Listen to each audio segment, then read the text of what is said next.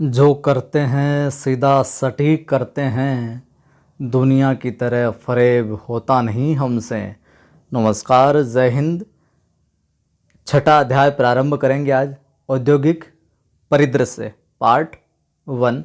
कक्षा 8 की पुस्तक चल रही है। कक्षा 6 की कंप्लीट करवा दी, कक्षा 7 की करवा दी। प्लेलिस्ट बनी हुई है कक्षा 6 से 10 तक, पाठ सामाजिक विज्ञान इस नाम से। उसमें जाकर आप देख सकते हैं, बिल्कुल टू द पॉइंट करवाए हुए हैं। छोटे छोटे वीडियोज बनाने का कारण यही है मेरा कि थोड़ी थोड़ी सामग्री है जो आपके मस्तिष्क में जाती रहे, एक साथ पूरा बर्डन के रूप में नहीं खोपड़ी में घुसे, थोड़ा थोड़ा जाता रहे, ताकि आप किताबों से गाइड से पढ़ ही रहे होंगे और ये है जो आपका रिवीजन करवाते रहेंगे, छोटे छोटे वीडियो। चलिए प्रारंभ करते हैं। लाइक कर दें, अच्छा लगे तो शेयर कर दें मित्रों को। सबसे पहले हम बात करेंगे औद्योगिक परिदृश्य में कि आर्थिक क्रियाएं क्या होती है।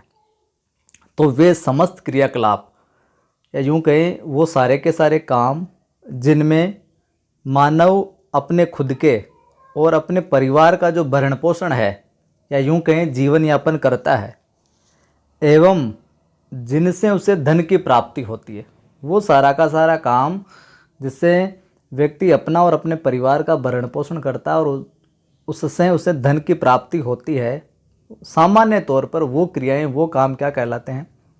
आर्थिक काम या आर्थिक क्रियाएं कहलाती है। देखिए, अब आगे वाले जो पंक्तियां हैं, लाइंस है, वहाँ से प्रश्न बन सकता है, पूछा भी गया है, तो ध्यान में रखिएगा।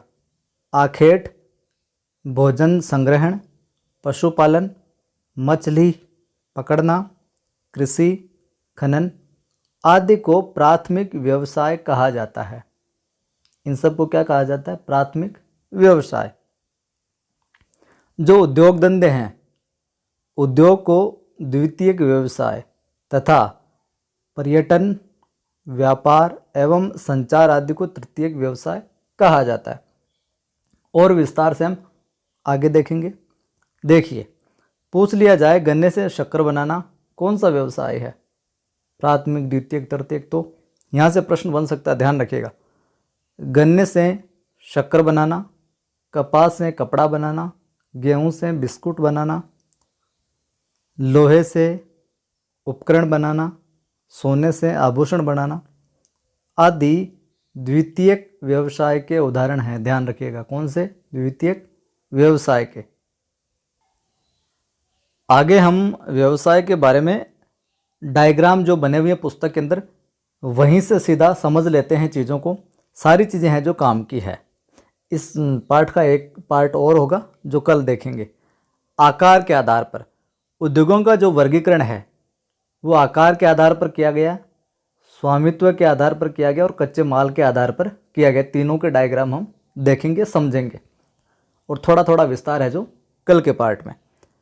आकार के आधार पर उद्योगों का जो वर्गीकरण है वो 3 पार्ट में किया गया है। कुटीर उद्योग, लघु उद्योग और वृहत उद्योग। आकार के आधार पर तो कुटीर उद्योग हो गया, लघु उद्योग हो गया, वृहत उद्योग हो गया। अब देखिए, उद्योगों के आकार का तात्पर्य उसमें लगाई गई पूंजी, काम करने वाले मजदूरों की, श्रमिकों की संख्या, उत्पादन की मात्रा और बिजली का उपभोग आदि से हैं। आकार से मतलब यहाँ पर इन चीज़ों से है। कुटीर या घरेलू उद्योग छोटे पैमाने के उद्योग हैं जो अपने परिवार के सदस्यों की सहायता से अपने घर पर चलाए जाते हैं, जिसमें शिल्पकारों के द्वारा उत्पादों का निर्माण हाथ से किया जाता है। कुटीर उद्योग में हाथ से किया जाता है, जैसे टोकरी बुनाई, मुर्गी पालन, स्वेटर बनाना, लकड़ी के उपकरण, मिट्टी के बर्तन, रस्सी बनाना आदि कुटीर उद्योगों के उदाहरण है। समझ में आ गई बात? अब हम चलते हैं कुटीर उद्योग के बाद में लघु उद्योग की तरफ। देखिए, वे उद्योग जिनमें 10 से 100 श्रमिक किसी छोटे कारखाने में उत्पादन कार्य करते हैं। ये यहाँ पर लघु उद्योग की डेफिनेशन बताई गई है। 10 से लेकर 100 आदमियों तक छोटे कारखाने में कोई ना कोई उत्पादन कार्य करते हैं।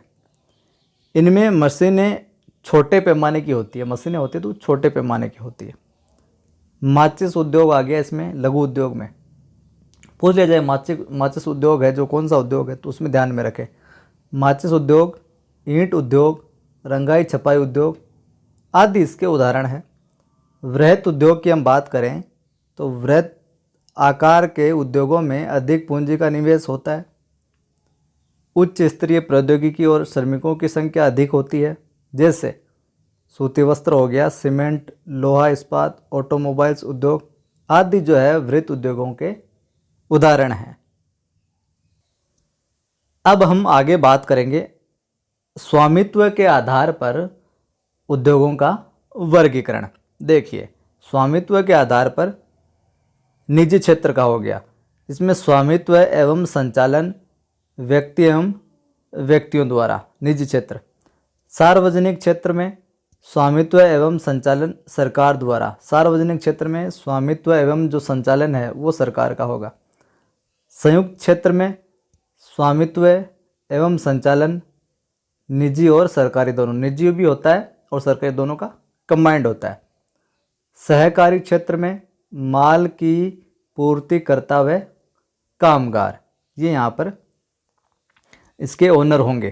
तो स्वामित्व के आधार पर 4 प्रकार हो गए, निजी क्षेत्र, सार्वजनिक क्षेत्र, संयुक्त क्षेत्र और सहकारी क्षेत्र। देखिए, वे सभी उद्योग जिनका स्वामित्व एवं संचालन एक या एक से अधिक व्यक्तियों के समूह द्वारा किया जाता है, निजी क्षेत्र के उद्योग जो कहलाते हैं।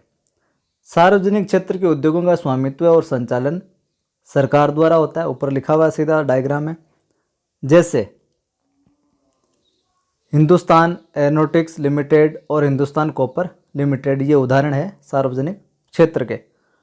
संयुक्त क्षेत्र की हम बात करें तो उद्योगों का स्वामित्व और संचालन राज्यों और व्यक्ति के समूह द्वारा होता है। मारुति उद्योग लिमिटेड संयुक्त क्षेत्र के उद्योग, ये उदाहरण है। सहकारी क्षेत्र की हम बात करें तो इन उद्योगों का स्वामित्व और संचालन कच्चे माल के उत्पादकों या पूर्तिकारों, जो कच्चे माल के उत्पादक होते हैं, पूर्ति करने वाले होते हैं, कामगार अथवा दोनों द्वारा होता है। ठीक है। आनंद मिल्क यूनियन लिमिटेड एवं सरस डेयरी सहकारी उपक्रम इसके उदाहरण है। तो ये उदाहरण देके पूछा जा सकता है। उद्योगों के जो प्रकार में हम बात करें तो कच्चे माल के आधार पर, ये तीसरा देख रहे हैं हम यहाँ पे, और इनसे जुड़ी कुछ जो आगे विस्तार वाली बातें वो कल पार्ट में देखेंगे, सेकंड पार्ट में। तो कच्चे माल के आधार पर उद्योगों का वर्गीकरण कृषि आधारित हो गया, जिसमें सूती वस्त्र हो गया, शक्कर आदि हो गया। अब शक्कर की मिल वगैरह वो कल देखेंगे। समुद्र आधारित, समुद्र आधारित कौन कौन से हो गए? समुद्र खाद्य प्रसंस्करण, मत्स्य तेल। खनिज आधारित, खनिज अयस्क, आभूषण, इनसे जुड़े हुए उद्योग। और वन आधारित, औषधियाँ हो गई, कागज हो गए, फर्नीचर आदि के उद्योग। तो कच्चे माल के आधार पर भी 4 प्रकार के, कृषि आधारित, समुद्र आधारित, खनिज आधारित और वन आधारित। शुक्रिया, जय हिंद। अच्छा लगा हो लाइक करें, सभी मित्रों को शेयर करें, और कल अगले पार्ट में देखेंगे हम सूती वस्त्र की जो कुछ मिलें हैं, शक्कर की जो कुछ मिलें, उनके बारे में।